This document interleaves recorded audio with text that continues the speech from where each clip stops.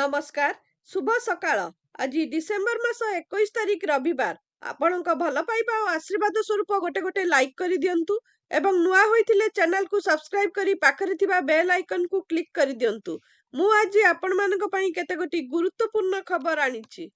आजिर प्रथम खबर, फरेस्टर रु रेंजर संपत्ति कोटी कोटी टंकार चाकरी आरंभ करथिले मात्र 1500 टंकारे 40 वर्ष रे रोजगार करिसंती अमाप संपत्ति। एठारे जगतसिंहपुर जिला राहामा रेंज रो राजेंद्र कुमार सामंतराय कथा कुहा जाउची। 1966 जून 4 तारिख रे जन्मित श्री सामंतराय 26/11/1985 रे फरेस्टर भाबे सरकारी चाकरी रे प्रवेश करथिले एवं मासिक 1500 टंका दरमा पाइथिले। तापरे 2021 रे डेप्यूटी रेंजर भाबे पदोन्नति पाई जंगल विभाग अनुगुल ले जोग देथिले। पुनर्बार 2023 रे श्री सामंतराय रेंजर पदवी रे पदोन्नति दिया जाइथिला एवं से जगतसिंहपुर राहामा फरेस्ट रे रेंजर जोग देथिले। से आज पर्यंत जगतसिंहपुर रे एही पदवी रे कार्य करि आछंती। श्री सामंतराय जगतसिंहपुर एवं केन्द्रापड़ा जिल्ला रे प्राय 4 दशंधि धरी कार्य करि आछंती।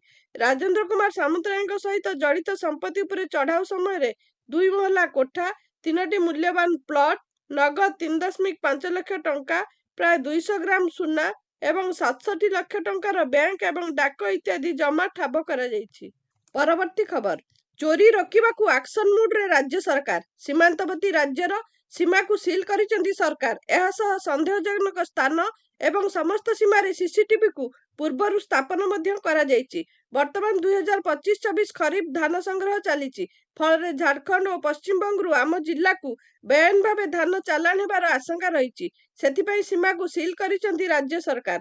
अन्य राज्य तुलना रे ओडिसा रे एमएसपी अधिक, तेणु यार सुजोग नहीं झारखंड और पश्चिम बंग सीमांत पॉइंट गुड़ी करू आम जिला गुड़ी को संजोगारी आरडी रास्ता दे धानर बेआईन परिवहन को रोकिबा पई सीमांत को सील करा जाइछि। एहा सह ओडिशा, झारखंड और पश्चिम बंग सीमार सीसीटीवी कैमेरा पूर्वरु स्थापन करा जाइछि। धानर कଳାबजारी रोकिबाकू सरकारक पक्षरु एभली पदक्षेप निया जाइछि। परवर्ती खबर, विपद रे गजराज, हाथी पलंक उपरे माड़ीगला ट्रेन। राजधानी एक्सप्रेस धक्का रे 8 हाथी मृत। आसाम होजोई जिल्ला रे भयंकर दुर्घटना घटिछि। हाथी को धक्का देई ट्रक रु खसिला 5 बगी। साइरांग नुआ दिल्ली एक्सप्रेस रे 5 बगी लाइनच्युत। सूचना रु प्रकाश जे आसाम रे एक भयंकर ट्रेन दुर्घटना घटिछि। जमुनामुख जिल्लार सानरोजा अंचल रे नुआ दिल्ली राजधानी एक्सप्रेस हाथीपल को धक्का देइथिला।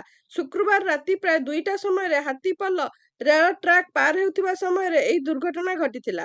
ट्रेन इंजिन समेत 5टी कोच लाइनच्युत होइथिला। परवर्ती खबर, बीजेडी रो केते जण पूर्वतन विधायक एवं गत निर्वाचन रे पराजित नेता भुवनेश्वर उपकंठ रे एकाठी होई एक भोजीर आयोजन करिथिले। एही भोजी रे जोग दैथिबा नेता मानक मध्यरु किए तार नेतृत्व नैथिले ताहा जणा पड़ी नाही। हेले केते जण भोजी आयोजन करथिले सेमाने मध्ये जानि नथिले। सेथिरे 40 नेता शामिल हेबे। ए भोजी रे जोग दैथिबा 2 जण नेता सेमानकर नाम गोपन रखी कहिसंती दलर व्यवस्था विरुद्ध रे एबे एकाठी नहेले समस्तक राजनैतिक जीवन विपद भितर को चली जिवो। परवर्ती खबर, राजस्व निरीक्षकों को पाठ पढ़ाइले राजस्व मंत्री सुरेश पुजारी। से कहिसंती जम अजाणतरे मनिषर मृत्यु हुएनी। एहा सह से जमी जबरदखल नहीं आरआई को ऊपर उद्वेग प्रकाश करिसंती। सेहीपरि बेआईन जमी जबरदखल आरआई को अजाणतरे हुएनी। जमी जबरदखल रोकिबा गुरुदायित्व तहसीलदार अपेक्षा आरआई अधिक बोली से कहिसंती। आपणक कलम ही आपणक परिचय बोली राजस्व मंत्री कहिसंती। अव्यवहृत सरकारी क्वार्टर्स राज्यर विकास रे व्यवहार हेबो बोली से कहिसंती। परवर्ती खबर, युव व्यवसायी भद्रक जिला स्थित घरे ईओडब्ल्यू पक्षरु चढ़ाऊ करा जाइछि। बाईपास स्थित नीलाद्री विहार सह अन्य 2 स्थान रे मध्य चढ़ाऊ जारी रहिछि।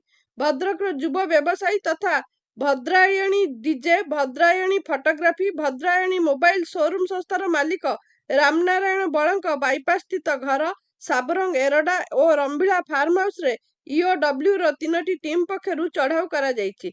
सूचना अनुसार गत 3 मास पूर्वे आय बहिर्भूत संपत्ति ठूल अभियोग रे ईओडब्ल्यू रो एक टीम भद्रक बासभवन रु रामनारायण बळ को उठाई नैथिला। एबे पुणी थरे ईओडब्ल्यू पक्षरु चढ़ाऊ करा जाइछि। तेबे व्यापक आर्थिक अनियमितता सह अनेक बेआईन कार्य रे जड़ित थिबा सूचना मिलिछि। तेबे घटना को नै तदंत जारी रहिछि। एने अधिकारी पक्षरु कौनसी सूचना मिली पारि नाही। तेबे चढ़ाऊ बेले 3 गाड़ी सह अनेक गुरुत्वपूर्ण कागज पत्र ईओडब्ल्यू नै जाइथिबा कुहा जाउछि। परवर्ती खबर, ବଲାଙ୍ଗୀର 26 ନମ୍ବର ଜାତୀୟ ରାଜପଥରେ ପୁଷ୍ପା ଷ୍ଟାଇଲରେ ଏକ କ୍ରେଟା କାରରେ ଗଞ୍ଜେଇ ଚାଲାଣ ହେଉଥିବା ଖବର ପାଇ ମାଡ଼ି ବସିଲା ଟାଉନ ଥାନା ପୋଲିସ।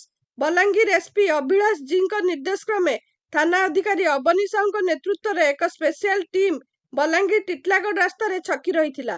ବଲାଙ୍ଗୀର ସହର ବିଜାଖମନ ଟ୍ରକ୍ ଟର୍ମିନାଲ ରାସ୍ତା ସମ୍ମୁଖରେ ପୋଲିସ କାରଟିକୁ କାବୁ କଲା ପରେ କାରକୁ ସିଜ୍ କରି ବହୁ କଷ୍ଟରେ କାର ଭିତରେ ଥିବା ସିକ୍ରେଟ ଚାମ୍ବରରେ ଗଞ୍ଜେଇ ଥିବାର ସନ୍ଧାନ ପାଇଥିଲା। କାର ସାମ୍ନା ପଟରେ ତିଆରି ହୋଇଥିଲା ସିକ୍ରେଟ ଚାମ୍ବର, ଭିତରେ ଥିଲା ଗଞ୍ଜେଇ। ପୋଲିସ ମାଜିଷ୍ଟ୍ରେଟଙ୍କ ଉପସ୍ଥିତିରେ 24 ପ୍ୟାକେଟ ଗଞ୍ଜେଇ ଜବତ କରିଥିଲା ବେଳେ 2 ଜଣଙ୍କୁ ଗିରଫ କରିଛି। ଗିରଫ ମାନେ ଛତିଶଗଡ଼ର ହୋଇଥିବାର ଜଣାପଡ଼ିଛି। ଏସଡିପିଓ ସରୋଜ କୁମାର ଉପାଧ୍ୟାୟ ସୂଚନା ଦେଇଛନ୍ତି। ପରବର୍ତ୍ତୀ ଖବର, ରାଜ୍ୟ ସରକାର ଓଡ଼ିଶାର ବିକାଶ ଲାଗି ପ୍ରସ୍ତୁତ କରୁଥିବା ଯୋଜନା ମଧ୍ୟରୁ ମୁଖ୍ୟତଃ ଖଣି ରାଜସ୍ୱ ଉପରେ ସର୍ବାଧିକ ନିର୍ଭର କରିଥାନ୍ତି। ହେଲେ ଦେଖିବାକୁ ମିଳିଛି ରାଜ୍ୟ ସରକାରଙ୍କୁ ଏକ ବିଚିତ୍ର ପରିସ୍ଥିତିରେ ଖଣିରୁ ଅନେକ ଶହ କୋଟି ଟଙ୍କାର ରାଜସ୍ୱ ଏବେ ହରାଇବାକୁ ପଡୁଛି। କେତେକ ଘରୋଇ ସଂସ୍ଥା ଖଣି ରାଜସ୍ୱ ନ ଦେଇ ସେହି ଟଙ୍କା ଆତ୍ମସାତ କରିବା ପାଇଁ ଗଳା ବାଟ ତିଆରି କରି ଅନେକ ଶହ ଶହ କୋଟି ଟଙ୍କା ଠକି ନେଉଥିଲା ବେଳେ ସରକାର ଜଳକା ପାଲଟିଛନ୍ତି।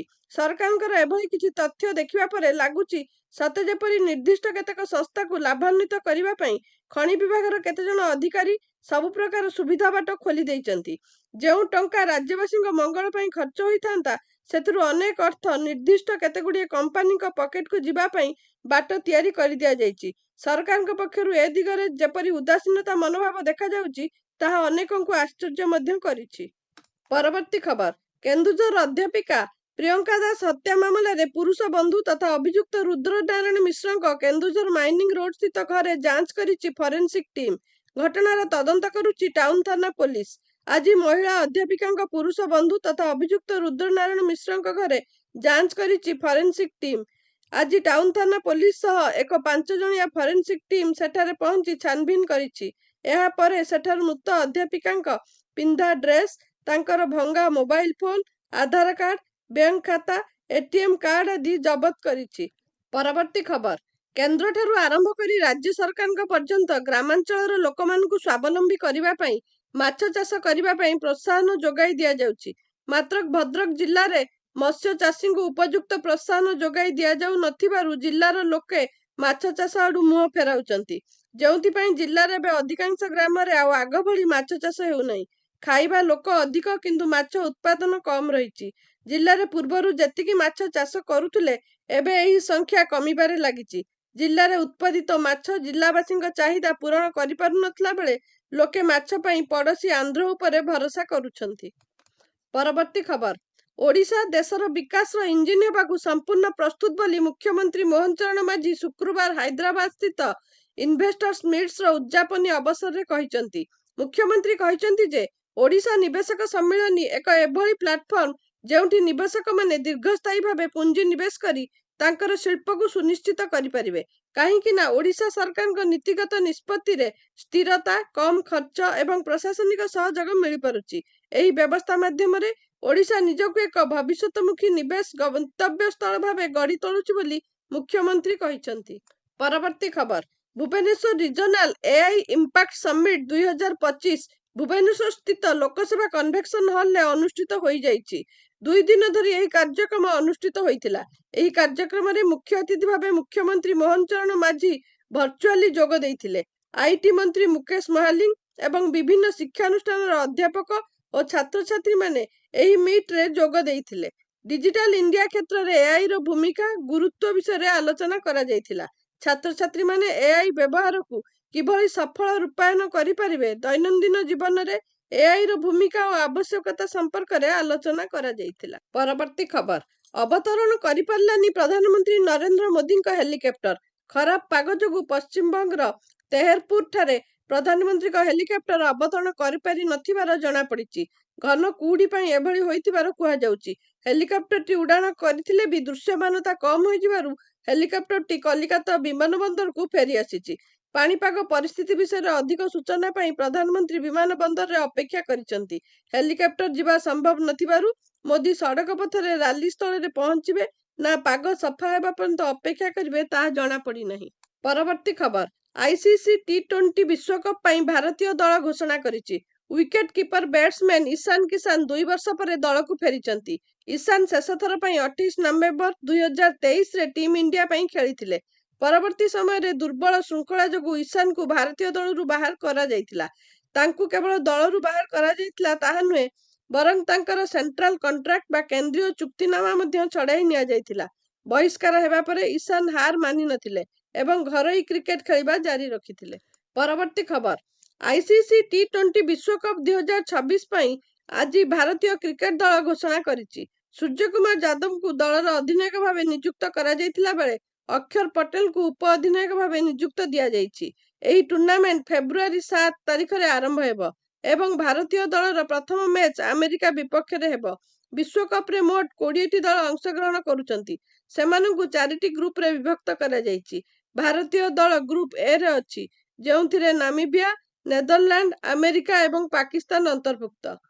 ଭାରତୀୟ ଦଳରେ ସୂର୍ଯ୍ୟକୁମାର ଯାଦବ, ଅଭିଷେକ ଶର୍ମା, ହର୍ଷିତ ରାଣା, ସଞ୍ଜୁ ସାମସନ, ଅର୍ଶଦୀପ ସିଂ, ତିଲକ ବର୍ମା, କୁଲଦୀପ ଯାଦବ, ହାର୍ଦ୍ଦିକ ପାଣ୍ଡ୍ୟା, ବରୁଣ ଚକ୍ରବର୍ତ୍ତୀ, ଶିବମ ଦୁବେ, ଅକ୍ଷର ପଟେଲ, ଇଶାନ କିଶାନ, ରିଙ୍କୁ ସିଂ, ୱାଶିଂଟନ ସୁନ୍ଦର, ଜସପ୍ରୀତ ବୁମରା ପ୍ରଭୃତି ଅଛନ୍ତି।